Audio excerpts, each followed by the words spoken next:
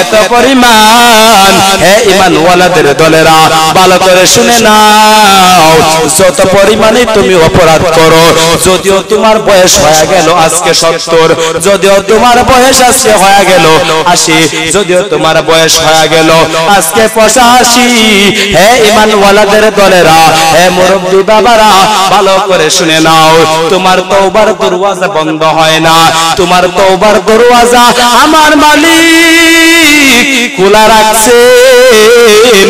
তুমি যদি আল্লাহর কাছে আল্লাহ বলে ডাক দাও, আল্লাহ বলেন বান্দারে তুই আমি মাওলাকে আল্লাহ বলে ডাক দিতে দেরি, আমি আল্লাহ তোকে মাফ করতে দেরি না।